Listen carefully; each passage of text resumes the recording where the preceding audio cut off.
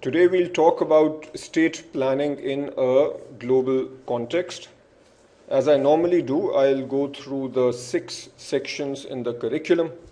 First, a brief introductory slide.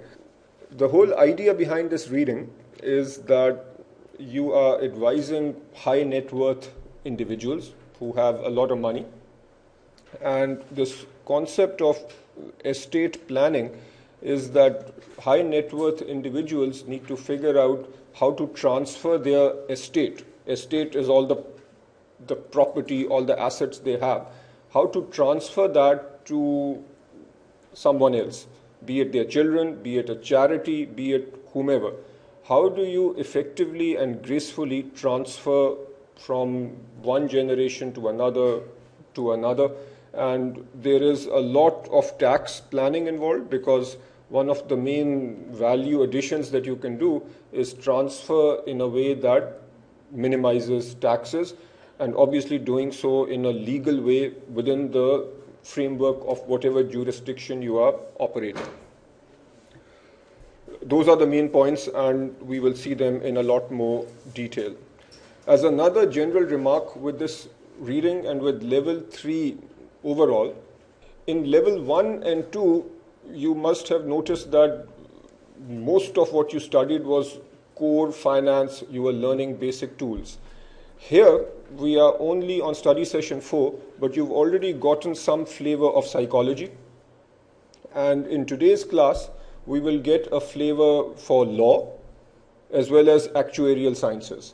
And the reason is that level 3 becomes much more practical, and you need to recognize that finance is not done in a vacuum. When you are doing finance, you are advising people, you need to know a little bit about people's psychology. You are operating in a world where you need to save taxes. To do that, you need to understand a little bit about the law of the country where you are operating. You need to do some planning in terms of how much money is enough for retirement.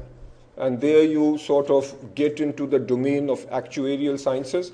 Therefore, even though you don't need to be an expert at these various disciplines, but you need to know enough to be able to make sensible plans with your clients, and in order to also then have proper discussions with the experts in their respective fields. So literally today, you are going to learn a thing or two about many different fields. First, a few basic concepts, and most of this is terminology. People in Pakistan and India, it is particularly important to understand this terminology because many of us are not that familiar with these terms, or we use these terms in a different context relative to what you see over here. It might seem a little boring, but you have to know this basic jargon in order to understand the rest of this reading. What do we mean when we say estate, someone's estate? This means any property a person owns or controls. Most people in South Asia, when they see this term property, what do they assume? They assume real estate. But property here doesn't mean real estate. It's a much broader term. It essentially means all the assets of someone, not just real estate. What is estate planning? This is the process of preparing for the disposition of one's assets. I know that I have a lot of assets. I need to transfer these either to my children or to my parents or to whomever, to some charity. The whole process of planning to transfer these assets is called estate planning. One of the most important tools for estate planning is a will, also called a testament. This is a document, generally a legal document, which says what are the rights that other people have on my property when I die. It needs to be done in most countries. Who is a testator? This is the person who authors the will and whose property is disposed according to the will. In other words, when I created my will, I was the testator. I might have hired a lawyer, but the document that I created is my will, and I am the testator. Probate is the legal process to confirm the validity of the will. This means that when I die, then my will be evaluated as to whether that is a proper legal document, and my heirs will have to run around to get this probate process taken care of. As you might imagine, it requires a lot of running around effort, there might be cost, but before my assets are then disposed to the beneficiaries or the heirs, there has to be this probate process. The reason I am going through this is if the probate process in a given country is very tedious, then it might make more sense to gift during your lifetime. Do people die sometimes without a will? It happens quite often. What is the legal term then? The legal term is that a person without a will dies intestate. Think of this slide as a vocabulary slide. You need to know these terms because they will keep coming up. Section 2.2 talks about different legal systems, forced heirship, and marital property regimes. This top segment of the slide deals with legal systems. Broadly speaking, we have two major legal systems in the world. One is called civil law. This is derived from Roman law, and it applies rules or concepts to particular cases.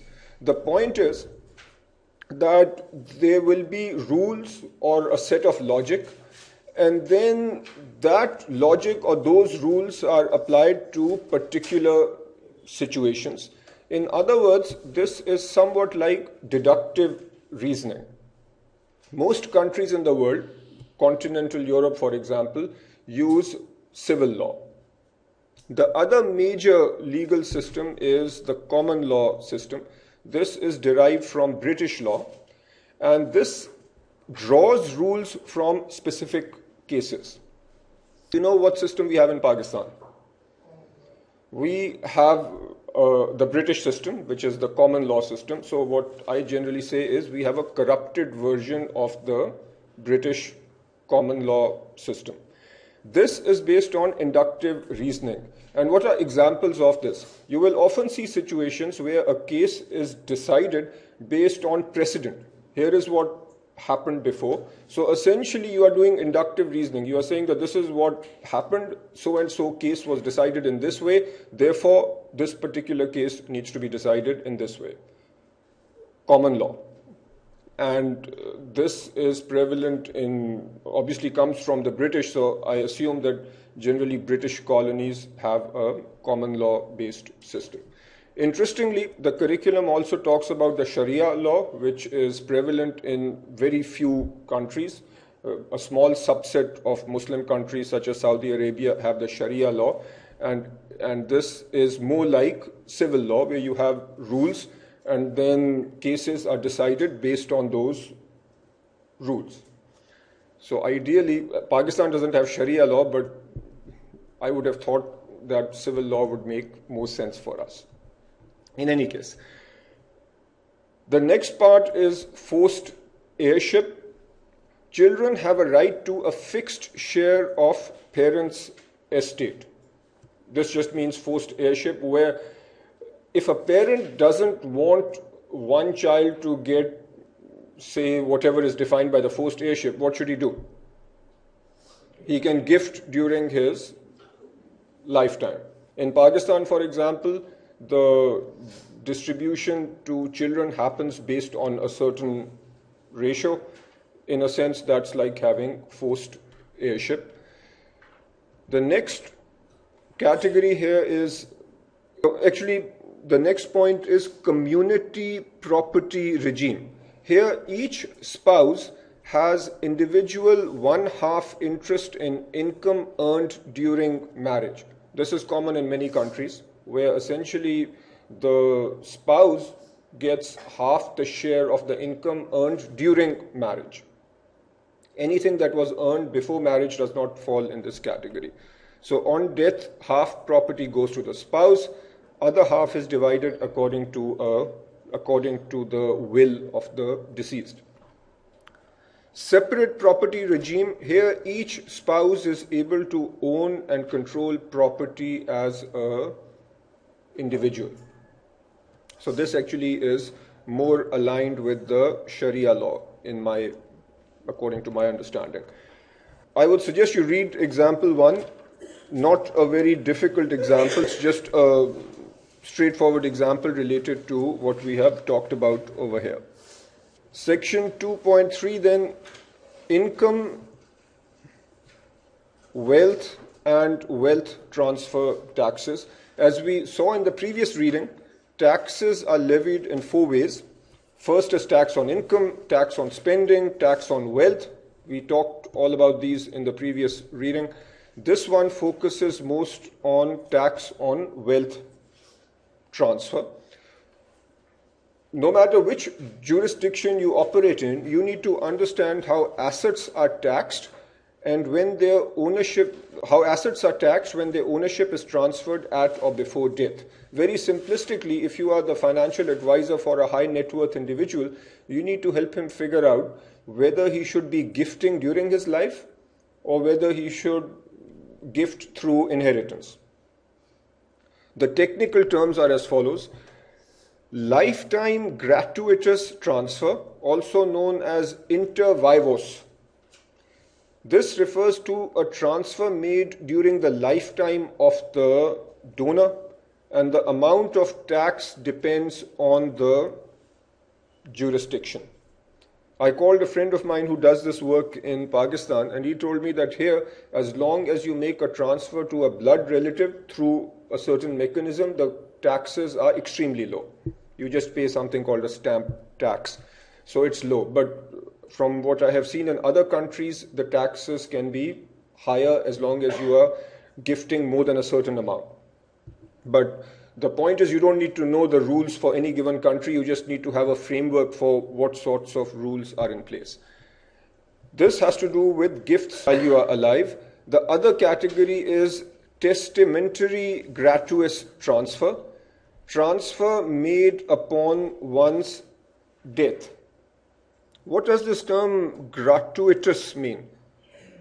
This means that you are doing something out of the goodness of your heart. You are not expecting anything in return. Tax on wealth transfer may be allied to transferor or might be applied actually to transferor or recipient depending on jurisdiction. All this is saying is that who pays the tax? When you transfer wealth, if I transfer wealth to my son, do I pay the tax or does my son pay the tax? And what does this depend on? It depends on the country or the jurisdiction you are in. You should read examples 2 and 3. These again are fairly straightforward. All right, now we move on to more interesting stuff. Core capital and excess capital. To understand these concepts, core capital and excess capital, we should look at what is called a hypothetical life balance sheet. If we as individuals make our life balance sheet, or we are making this for some high net worth individual, what are the assets that we look at? There are a few obvious tangible assets. Most people have most of their equity in their house. In other words, for most people, their biggest asset is their house. Then people might have equity investments, fixed income investments, other investments, and so on. These are generally referred to as financial investments, where there is a clear financial monetary value of the assets. But then here is another big one, especially for educated people such as yourselves, net employment capital. We have good jobs. We hope to keep earning for a fair amount of time.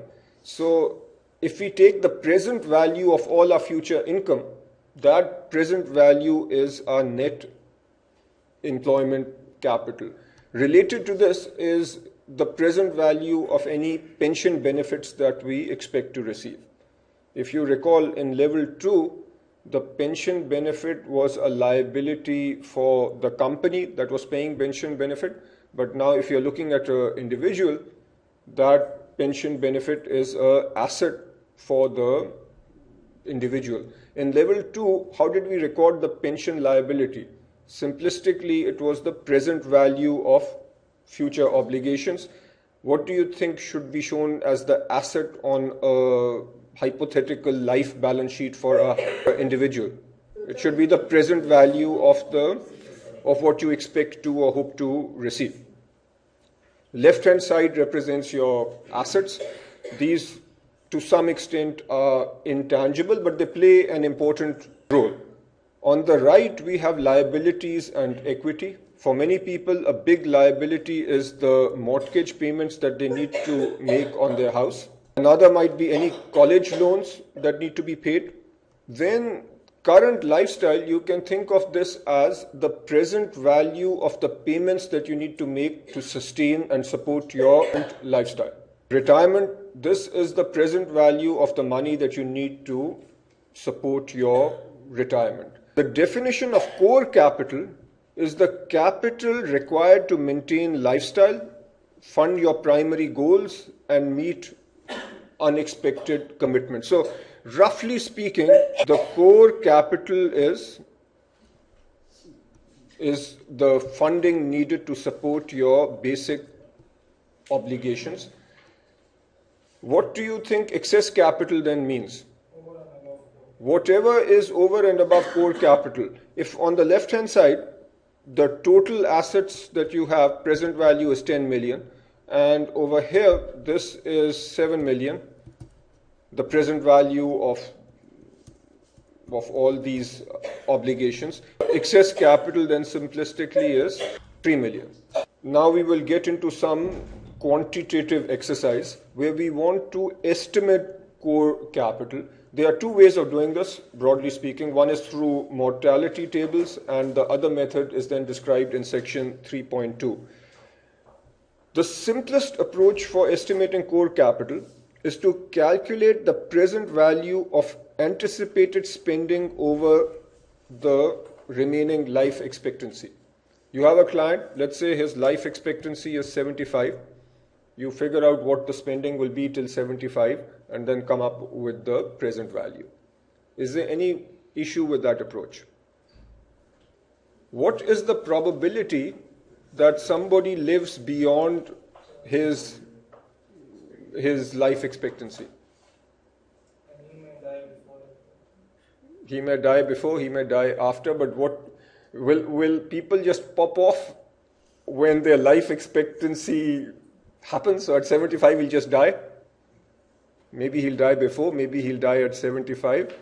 You can think of this as a normal distribution centered around 75. Here we are now getting into the domain of actuarial science. What is the probability that he lives beyond 75? If 75 is the expected value, what's the probability that he'll live beyond 75? 50%. If we are doing all our planning based on 75, and there's a 50% chance that he lives beyond 75, there is a 50% chance that we'll have a problem. That's a fairly big probability of having a problem. So we need to refine our approach a little bit. Another approach then is that we multiply each future cash flow by survival probability. In other words, we say that at the age of, what is the probability that he reaches age 75, and what is the cash flow requirement at age 75. We then take that cash flow requirement and multiply by the probability that he will be 75. Then we say, okay, what is the cash flow for age 76, and multiply by the probability that he will get to 76. We keep doing that. By the time the age gets to say 110, the probability of 110 is quite safely close to 0. We can then, essentially what are we doing here? We are creating a expected value. This does more justice to dealing with the possibility of people living beyond their expected life expectancy. Okay, now what if you are doing some retirement planning for a couple, husband, wife? Are you not then concerned with either one surviving? If the husband dies early, but then you still need to have enough money to support the wife, and the other way around. And you therefore need the probability of either the husband surviving or the wife surviving or both. This might sound like ancient history, but you did this in level 1 quant, where I will remind you of the term that many of you probably studied right here.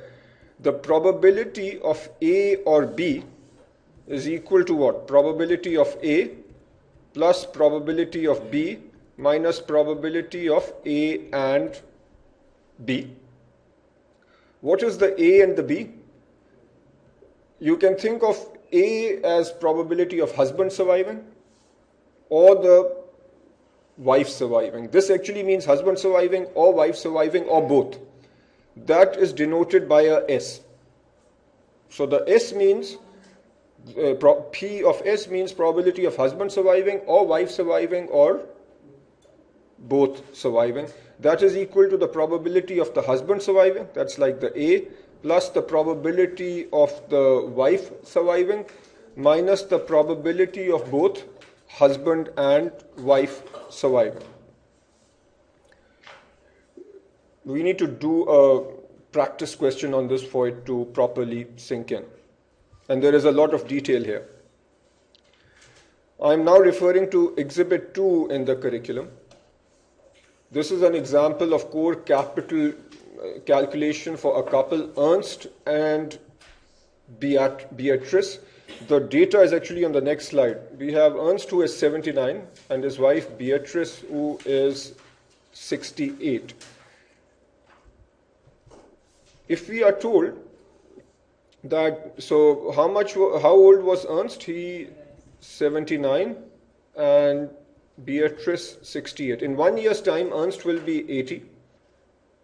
Based on actuarial tables, we know that his probability of getting to his 80th birthday is 0.935.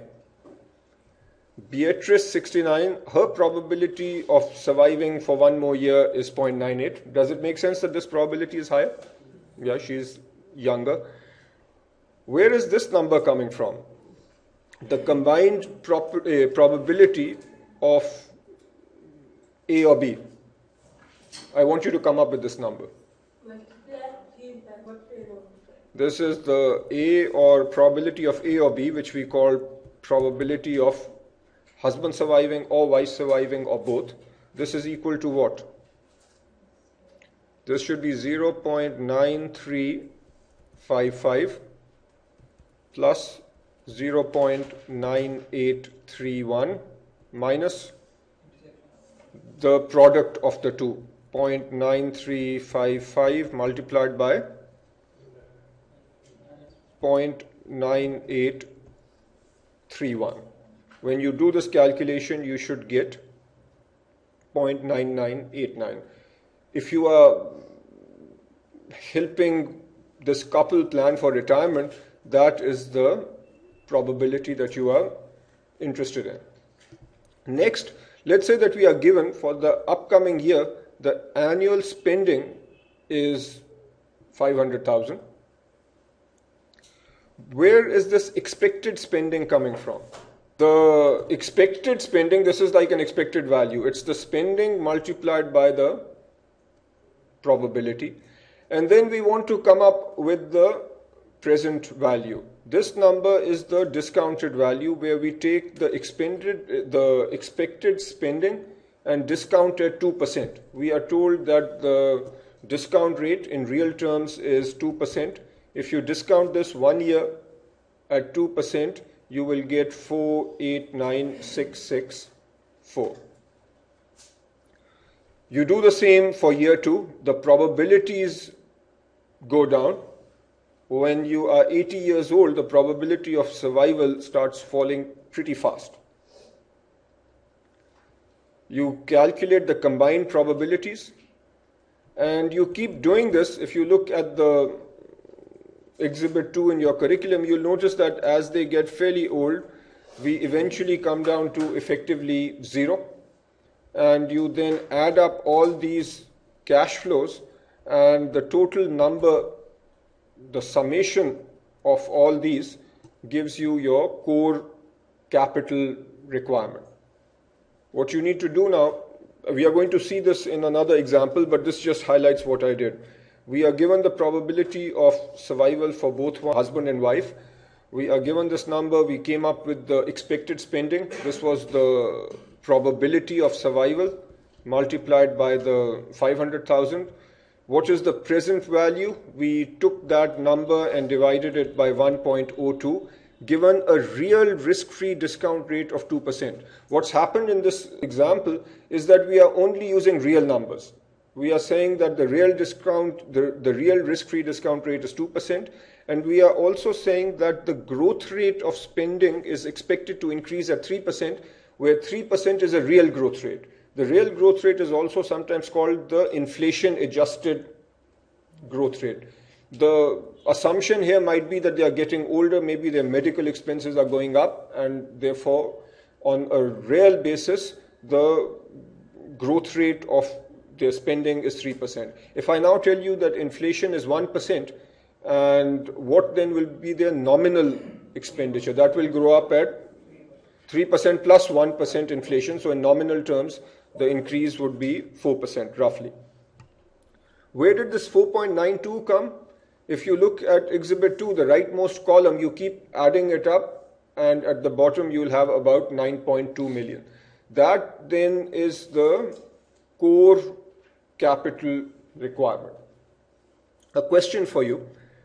Why do we use the risk-free rate? I told you that we are discounting future expenditures at 2%, which is the real risk-free rate. Why use this rate and not the return that we are expecting on assets? Let's say that our return on retirement assets is 5%. Why not use 5%? Why use 2%? Think of it this way. The risk profile of the assets that they are investing in is fundamentally different from the riskiness of whether or not they will need to incur the expenditure that we are seeing over here. You can think of it this way. Are we fairly confident that the expenditures that we are talking about in Exhibit 2 will happen? We are reasonably confident that they will happen. Is it the volatility of that expenditure? Can that be compared with the volatility of returns that we are expecting on the assets? No, they are two fundamentally different items. And now, given that we are confident that this couple will have the sorts of expenditures that we are talking about, it makes sense to discount at the risk-free rate, which is the lowest rate that we can discount at, which will give us the highest possible present value. So that is the appropriate rate to use. And as was pointed out by Yasser, that is the conservative approach also. Even though this is a reasonable approach, but there are still some issues. A couple of issues. One is that we do not account for the fact that asset returns might be lower than what we had anticipated. Now, their retirement fund, let's say that they had anticipated a 5% return. Is it possible that capital markets don't quite perform the way we had hoped that they would perform? It is possible. So there is a risk. The other risk is that their expenditures might be different from what has been planned. How do we overcome that issue? One way is to have what's called a safety reserve, and the mechanism is to just augment core capital with some cushion or safety reserve. Not a very scientific method, but this is one strategy to use. To make sure that you understand what we've talked about, I want you to now do example 4. All right, so example 4 is fairly straightforward. We just talked about something exactly like this. The only subtle difference between example 4 and what we talked about is that in example 4, we are given a inflation number and we are given a nominal risk-free rate. If the nominal risk-free rate is given at 5% and we are given inflation equal to 3%, then simplistically, what's the real risk-free rate that we are going to use? It is 2%. In the footnote, you will see the more precise calculation, which gives you 1.94%, but 2% is good enough. Other than that, the calculation is fairly straightforward. We calculate the probability of survival, which again is the probability of husband surviving or wife surviving or both surviving. And since they are relatively young, the probability of survivals are close to 1. Other than that, you calculate the expected spending just like before and discount based on the 2% number and then add up the numbers for the 3 years. Fairly straightforward. Another method for calculating core capital, or more like estimating core capital, is the Monte Carlo analysis method. In the Monte Carlo method, you do not do discounting. This method estimates the size of the portfolio needed to meet expenses. So the outcome, or what we are trying to do from this method, is similar to the previous method. In this method, however, we do capture capital market risks much better than we do in the mortality table. In the mortality table method, since we didn't quite capture the risk of markets going up and down, what we had to do was add some sort of a buffer or a safety or a cushion amount. But Monte Carlo method does a much better job of capturing the risks inherent in the capital markets and also the risk inherent in the possible variability of expenditures. How does the Monte Carlo method work? I don't think this is overly testable because you will not get a Monte Carlo simulation on the exam. But just very simply, think of the Monte Carlo simulation as a big computer system. You will feed the various assets. Let's say that your clients have a balanced portfolio that consists of stocks and bonds.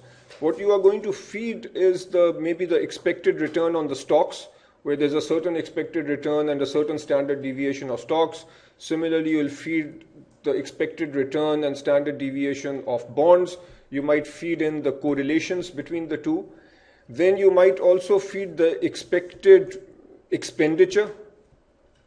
All this is fed into a system which runs thousands of iterations based on the statistical properties of the asset returns and so on. And then it will feed out what is the core capital requirement and various probabilities associated with the core capital and whether or not it will meet requirements.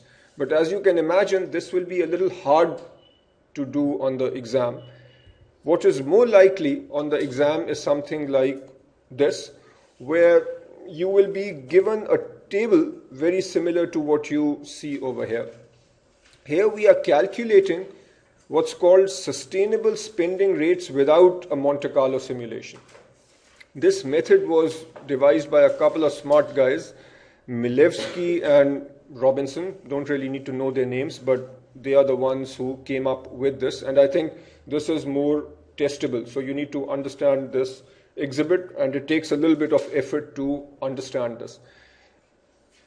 Let us say that we assume that our client has a balanced portfolio which consists of equity 50% and bonds 50%.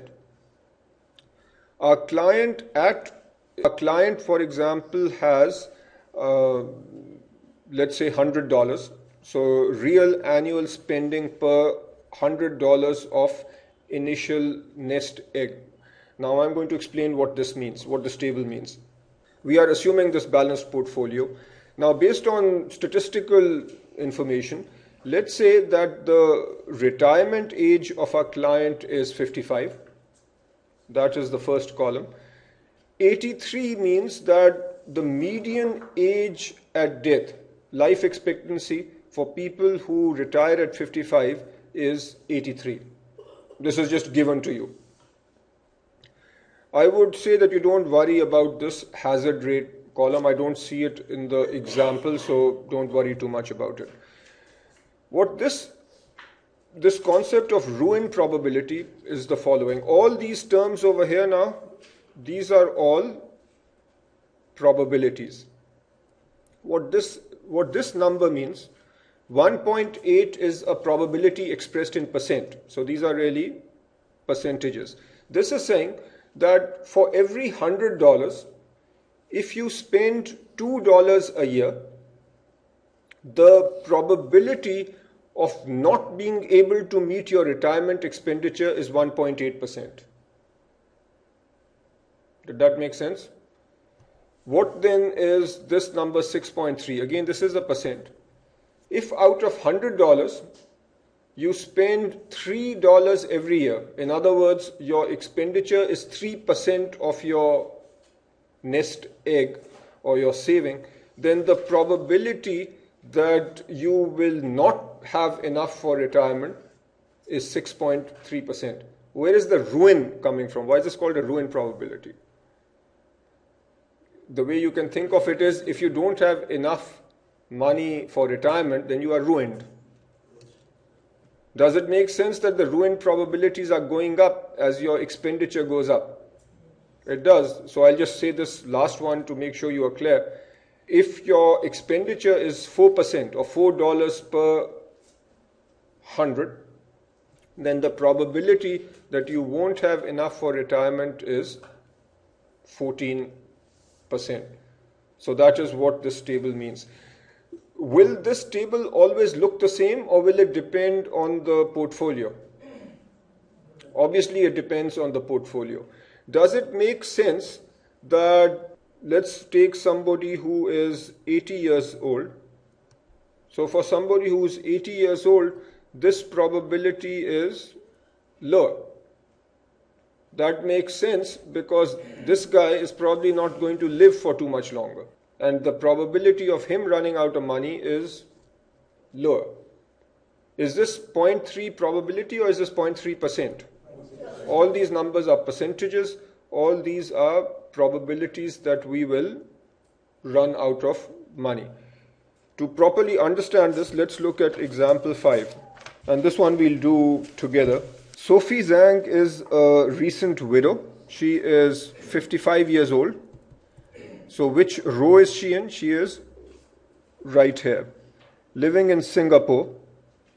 Upon his passing, her husband's estate and life insurance provided a total of Singapore dollars 2 million. So that's how much money she got to maintain her lifestyle. With no children, Zhang has no bequest motives. What does bequest motives mean? This means a motive to leave money to children. Leaving money to children, we say that you bequest to your children. So no bequest motive means that she doesn't intend to hand any money down. But she has established a charitable remainder trust upon which she will rely to maintain her lifestyle. Let's look at part 1. How much can Zhang withdraw from this trust if she wants to be at least 98% certain that the portfolio will last for the remainder of her life? She wants to be 98% certain that the portfolio will last. That means that there can be a 2% probability that it will not last. What does that mean? So where does she fall? Where is the 2% probability? The closest to 2% probability is the 1.8%.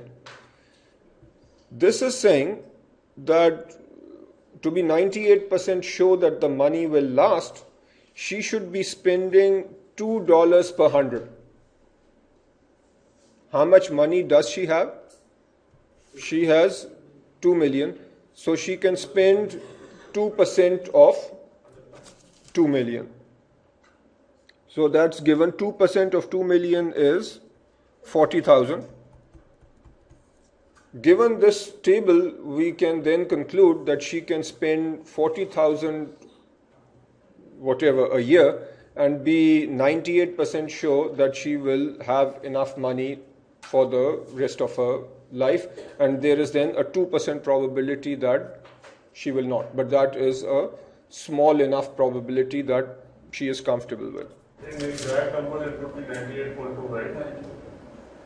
98.2%. Yeah, to be exact, it would be 98.2, but when we are talking about life, what's the point of dealing with 0.2% here or there? It is a big approximation anyway.